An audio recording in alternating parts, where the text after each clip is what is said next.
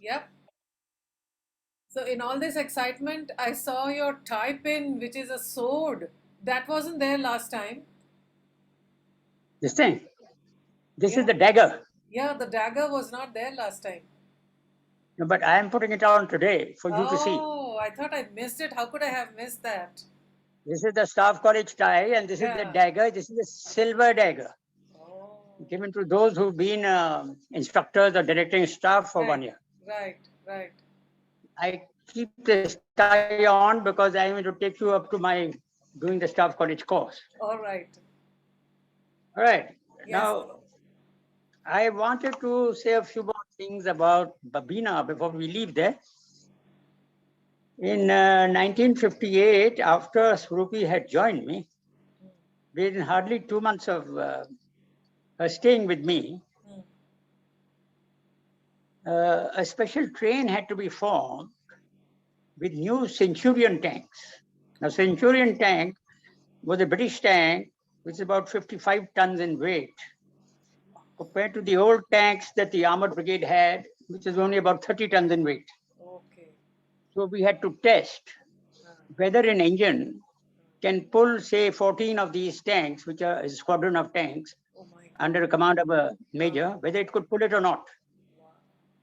So from Babina, the railway sidings, a number of flats came where the tanks mount on top of the train. They are flats on which the train, Right. to carry loads, Ah. you have a flat wagon. Yes, I have seen them The tank, carrying. Yeah, carrying. yes, Yeah. the tanks can start from one end and carry on climbing up and down till it reach near the engine, and then the rest of the tanks follow. Right. So that train had to go to Punjab and back. And my brigade commander, Hari Badwa, he instructed Pune Horse, that's the 17 Pune Horse, to send the squadron commander and the officers of a particular squadron with their tanks on this train. And since we had to report on the performance of this tank and on the train, they wanted a staff officer from the brigade headquarters to go. And since I was in the ANQ branch, I was instructed to leave. So Mrs. Badwa told her husband, look, this chap just got married. Yeah. Why don't you give them a chance? He said, nothing doing. Duty is duty. He has to go. So he asked me, he said, look here, you have to go on this tank and write a report on the subject. So any problem? I said, no, no problem. He said, do you think your wife will get upset about this? I said, it doesn't matter. She's now joined the military, and upset or no upset, she should bear with it. He said, very good, you go. So the man who was commanding this tank train was the squadron commander concerned, a man called, uh, hmm, you know how the brain takes time to pick up names. His name was Adi Tarapo. He's a Parsi officer, he's a major. And by the way, in the 1965 war, he was the first Paramveer Chakra after a tank battle with the Pakistanis. So he commanded this tank. He was a major at that time, Adi Tarapo. And along with him were three other officers. And there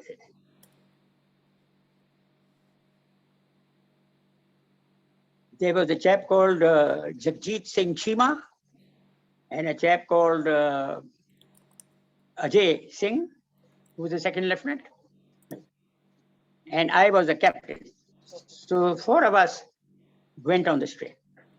And we went all the way to Punjab, somewhere between, I think, Ambala and Ludhiana. And there the train halted. And we were ordered to dismount our tanks. So we dismounted our tanks with an open field. Okay. And we went and parked all these tanks in the open field with our crews, of course. And now we waited for the train to take us back. Now, you know what it is like with goods trains. They may take you somewhere, but what time they bring you back, since it's not urgent, is, up to God and the railways. With the result, we were stuck there for about 20 days. Oh. Sleeping, we had no tentage or anything, so we used to sleep in the fields, sarson, Huh. mustard fields. Yes. The mustard fields, if you ever slept inside them, are very comfortable because the mustard grows, it's green in color, it rises to a bit of a height. Yes. Sun is very hot, but nevertheless, you can find a odd tree or something. And yellow flowers, the mustard flowers, from which you make sarson ka saag and sarson ka tel, Correct. mustard oil, Yes. right? Which Punjabis love using for purposes of cooking and for drinking as well as for massaging their body. And you'll be interested to know that in World War I, this mustard was used to produce a poisonous gas by the Germans and by the Allies. Right. And a large number of people used to get killed and had to wear gas masks Right.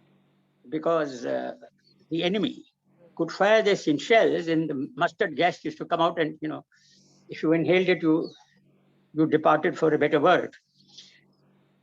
So anyway, we spent about 15, 18 days there before the train could be marshaled again and send us back. Meanwhile, my wife got bored because she was alone. So she went back to her parents in Jammu. Okay. And so I was minus wife by the time I came back. And then when I contacted her, she said, I'm sorry, you people disappear without notice. You don't expect me to hang around all by myself there. Yeah, In you a place where I couldn't don't. have called and connected or anything like that, no, in those times. Yeah, so all right. Then after a few months, she wrote to me that she's pregnant and that she's going to stay on there for the delivery. And my son was born that November. That's Vikram. Anyway, that's 1958. So anyway, we had to, I meanwhile got a house and everything, but I was alone. And I then was detailed on a course of instruction to go to the infantry school in Mau. Now this Mau, as I explained earlier, is not, there are two Maus. One is in UP, MAU, which is near Benares, or rather about 70 kilometers from Benares. And the other is MHOW, Mau. Yeah. We don't know the origin. It's near Indore. Yes, I have been there. Part of UP. Yes. And it has the lot of training establishments. And so went to the infantry school in Mau for a 3-month course, which is known as a junior command course. Now in these 3 months, they train you for commanding a company or a squadron, a company of infantry or a squadron of tanks or a battery of artillery. You are a captain or a major, and they train you that. And some exercises are done at a lieutenant colonel's command. That in those days, a unit commander used to be a lieutenant colonel. So they teach you a lot of tactics. They take you out on the ground, and you get problems, and you're supposed to see how you manage those problems. There I met a chap called, one of the chaps who was living in, sharing a room with me. He was a captain from the Nepal army. His name was Bharat Kesar Simha. And, since we were there for 2-3 months together, we got very friendly, exchanged notes and exchanged addresses and photos of wives and things like that. He was a lifelong friend, more about him later. And I'm introducing to some of these names because, these are people who I knew for the rest of my life. When we got back from there, it was the end of 1959, and my wife rejoined me, this time including a baby, you see.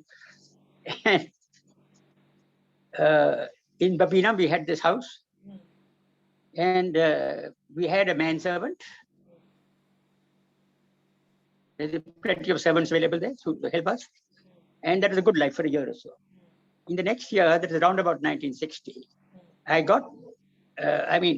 took holidays, leave, and we went to Jammu and met her parents and in Kangra, to the place that you've been in Dart. My father was there, so we introduced her there.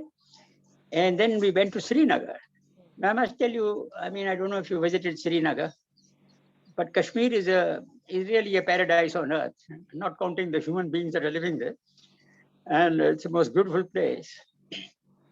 There's an old story about Jahangir, who the Mughal emperor who decided to conquer that place. And when he visited, crossed over the high mountains, he quoted a Persian saying, which in English would be, should there be heaven on earth, this is it, this is it, this is it.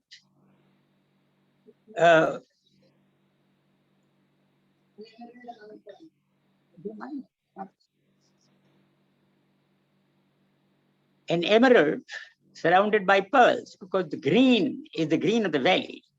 Now the valley is about 80 kilometers long and about 50 kilometers wide. It's a very large valley, much larger than Switzerland or Kangra for that matter. And it's surrounded by these high mountains. The valley is at an average height of about 5,000 feet.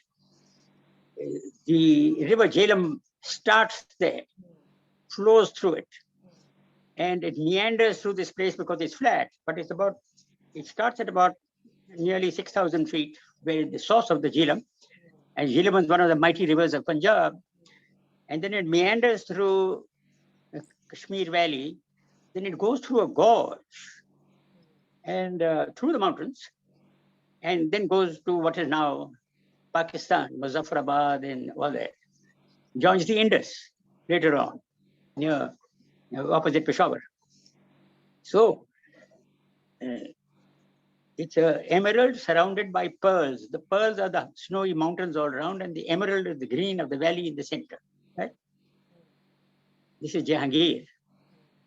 Now,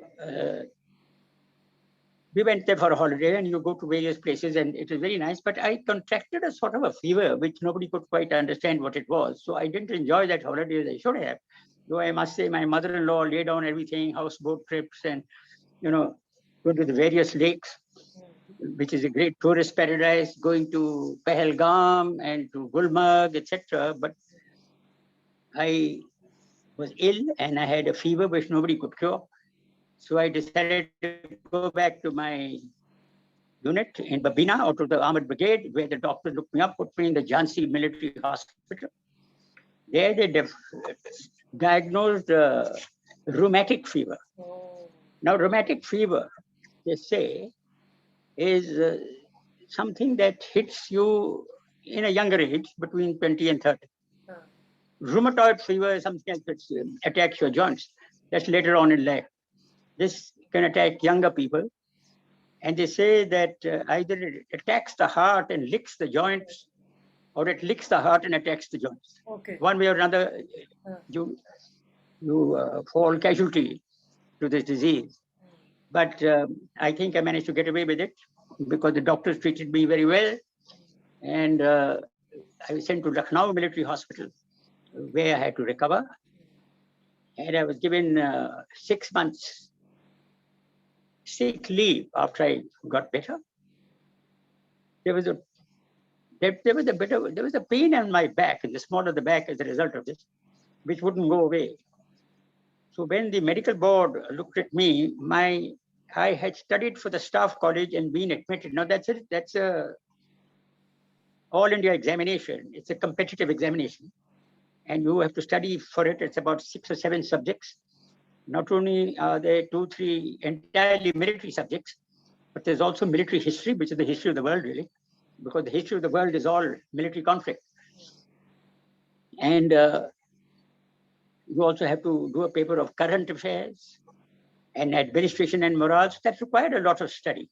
So anyway, I managed to get through this, and I was hoping to get selected for the staff college. And so when the medical board looked at me, they said, we won't make you category A, that's fully fit, because you'll have to have about 6 months more leave. Anyway, I convinced them that I was perfectly fit, so that I wouldn't be stopped from going to the staff college. But before that could happen, I was posted back to my regiment. That's around about 1961. And I came back from Babina, and Surupi accompanied me. By this time, my daughter Nivedita had also been born. So I had 2 kids in the house, a boy and a girl. When Nivedita was born, you met her. She had a bald head. Though Vikram had nice hair, but she had nothing on her head.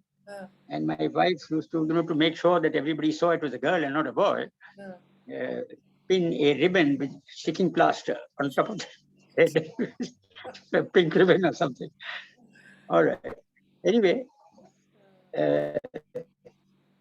we went to joined my regiment at a place called Kapurthala. Kapurthala is near, it's a princely state. There's a Maharaja of Kapurthala. Right. And royal family and royal palaces, etc. Plus, there's a military station, and we were posted over there in Kapurthala. There's a huge palace there, Kapurthala Palace, which was handed over to a military school, a Sainik school, you know. So that school was nearby there also. And the Maharaja of Kapurthala had passed away. His young son had taken over, a chap called Sukhjit Singh, who became a dear friend. He was also a captain in the Armored Corps. And so since he was there, and we to visit his palace and enjoy his company. Kapurthala was a very nice station, very comfortable. The main corps headquarters was in Jalandhar. And we had only one corps in the army called the 11th Corps. And the commander of that was no less a person than General Chaudhary.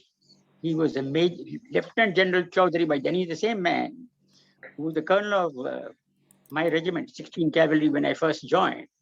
Didn't get on too well with my father, but nevertheless, he had gone up in rank, and now he was commanding the only corps India had. That was in Jalandhar. When 1961 came, we had the Goa operations. I don't know if you recollect this. We had problems with Goa because it was a Portuguese colony. Goa, Daman and Diu on the western coast. Goa is south of Bombay, and Daman and Diu are north of Bombay, closer to the border of Gujarat. The Indian Army was asked to occupy this, and the Indian Navy was also asked to assist. And the Indian Navy came by the sea. Goa has a very nice harbor. We had a battleship there, a cruiser actually, which is actually smaller than a battleship, a Portuguese one, called the Albuquerque. So one of our frigates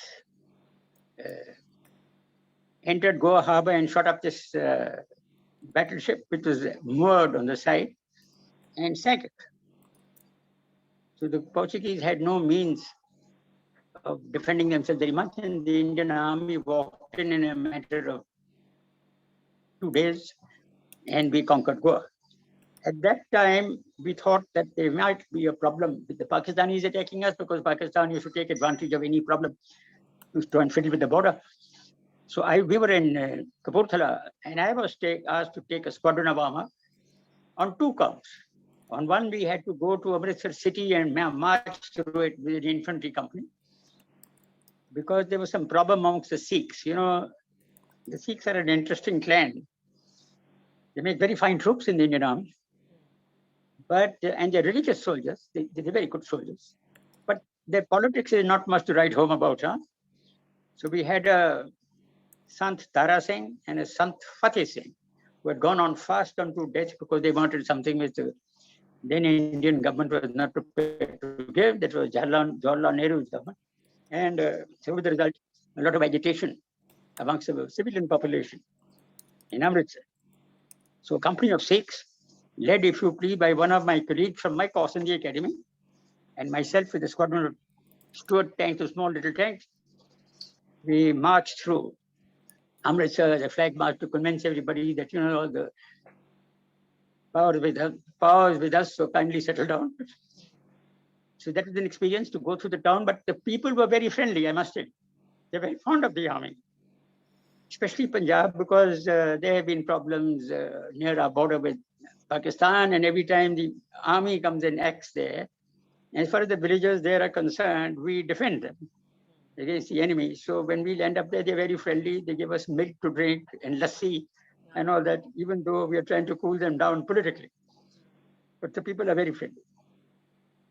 Then there was a place called Dibipura, which is near a place called Batala on the Ravi border. The British made a border between Pakistan and India along the river Ravi.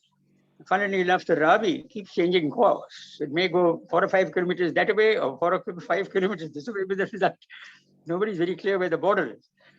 So when it goes towards Pakistan, we occupy certain territory and our farmers start farming it. And when it comes towards us, the Pakistanis occupy it and they start farming it. So we thought that when this Goa operation takes place, that we might some Pakistani troops crossing this place. So I went there just to show you how this border, because of the very poor demarcation of the border by our erstwhile colonial rulers, is a border of conflict. I've said this earlier. This is the habit of Western countries when they divide countries into false borders. It is a border of conflict, meaning that you should remain fighting all your life and not be able to develop economically, so that they rule you from the economy point of view. Your trade, your export, your imports, your money depends on them. That means they have economic control over you and trade control over you while you are busy fighting people. They even sell you their weapons. Now, this is an interesting fact. It's not only with India and Pakistan. As I explained earlier once, it is the two Koreas are divided by a false border. Vietnam was divided by a false border. There were 10 years war over there.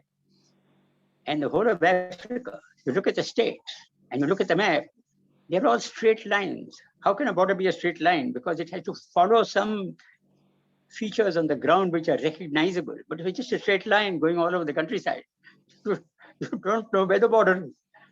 And you say it's here, the other chap says it's not here, it's there. And with the result, you're in conflict in the various states. I hope the world has crossed that stage, because many of these countries have become free, but still have military problems with their neighbors. So do we. We have a military problem with China. We have a military problem with Pakistan. We had a lot of problems with Bangladesh also, but much of it has been sorted out by mutual agreement for demarcating the border. So about half the border is demarcated. There's much more left. We have the similar problem with Burma also, though Burma we keep a friendly relations with. But here the mountainous regions with very heavy jungles, bamboo jungles, thick bamboo jungles with a lot of violent tribes on both sides who do insurgency and terrorism. Borders are not very clear there. See? So I just wanted to convey that this is the experience that we find in the military of the borders. And the Indian Army, what trying to do to post officers as they grow more senior from one border experience of the varying types of terrain that this country has: deserts, plains of Punjab, etc., mountains of Kashmir, the Himalayan mountains, the northeast jungle terrain with mountains. You see, so you get a little idea. People in all these areas are different. Many people will tell you that, we spend a lot of money on the defense budget, and it's such a waste. Why can't diplomacy and politics sort out the border so that we don't have to have such a big defense budget, which takes a large amount of cash of the country every year, and therefore not much development and progress of the civilian population can be made. But the answer here is that you have to defend these borders. If you don't, then somebody else will come and rule you, and he'll make you a slave again for the next God knows how many years. And so that expenditure for defense becomes necessary. Yes, it is necessary for both the government and the military to try and organize themselves in such a manner that the budgets that are spent are not beyond the capability of the nation. Because whatever you receive, you must do the other development also, because unless you develop the people of the country, the economy doesn't develop. If the economy doesn't develop, you can't really run a military. The military requires a lot of hard cash. Okay. So that was the experience that we had as a captain and a major. I must tell you that Surupi was a person who had come from a totally non-military family. She knew nothing. But she was very, very interested to find out about everything. So right since her day of marriage, and she was a teacher. I mean, she used to teach convent schools in Srinagar as well as in Jammu, Jesus and Mary Convent. She had a lot of young kids there, many of them who grew up and became very good friends of the family because she was their teacher. She was a very smartly dressed lady, and so as a result, everybody got impressed. And some of the students she teaches even went up to naval chief, etc., a chap called Arun Prakash. Anyway, she was very keen to learn to what all this is about. Not only the organizations, for instance, in the military, in the armored corps, why do you have 3 tanks in a troop of tanks commanded by an officer? Britain has 4, Germany has 5, we have 3. Why not 4? So, questions like that. So those are very good questions for promotion examinations and your staff college entrance examination for our officers. And this lady kept on asking me, so I had to explain to her, because that my knowledge became more precise. Also, why do you have this ranking system? I mean, what does a captain do? What does a second lieutenant do? What does a major do? What does a colonel do? And blah, blah, and the generals who sit around waving a stick, what do they do? How do they reach up there? So I had to explain all this. What are the principles of war? You're talking about principles of war. In the olden days, when the army was armies to fight with swords and horses and arrows and bows and things, people didn't think much about the subject of what are the principles to be followed for victory in the battlefield. And there was a chap called Frederick the Great. He's a Prussian. That's Northeast German, right? Very good military people. And Frederick the Great, this is about 1700, all right? He was the son of the king of Prussia, and all the kings in those days were military commanders. So naturally, when the king decided that the son has to take over his kingship, when the father passes on, he asked his military school to take him on and teach him the military art. So when he joined the military school, his teachers tried to teach him the military art, but he failed miserably in all his teachings, and he failed in his examinations. And his teachers had to tell the king that this chap is pretty useless. He's not fit to be a military officer, right? And so Frederick was very upset with his son and told him exactly where he got off. Frederick bided his time. He was only in his teens, and then he came to the early 20s when his father died. When his father died, the first thing that he did as the new king of Prussia is to sack all the teachers of the military school. He put his own colleagues there, and he said, people don't know the art of war, I'll tell you what it is. He then decided on certain principles of war, right? For instance, the principle is the selection and maintenance of the aim. And whatever you want to do, you have to have an objective or an aim. What is that aim? To decide what that aim, you have to do a lot of calculations and a lot of thinking to see what is my aim? Why have I selected this aim? Having done that, then you work out the various techniques of achieving that aim. That's called a military appreciation. You do it every day in your life. If you have to travel from, let us say, Bangalore, and you come to see us in Delhi, or come to see us in Dad, you'll have to calculate which plane do I take, and what time do I go, and how do I reach the airport, and from there, who picks me up? That's all an appreciation, which you do mentally. Military-wise, it's exactly the same. But when there's a very large problem, that's how you defend a border or defeat somebody, it requires more effort. And so you write it all down. There's a technique of doing that. And a bit of a bugbear for most officers. So Srupi had to learn that also. So how to make an appreciation of whatever has to be done. All right. With the result, that is the captain's wife, she slowly came to know quite a lot more about the military art than many of my colleagues in the army, and could tell them off exactly when she's very innocent in the way of asking questions. But if somebody gave a wrong answer, she'd tell them exactly what it is. So that's interesting. And why I bring this out to you is because in the business of the married life, women are working now and they're doing their own job.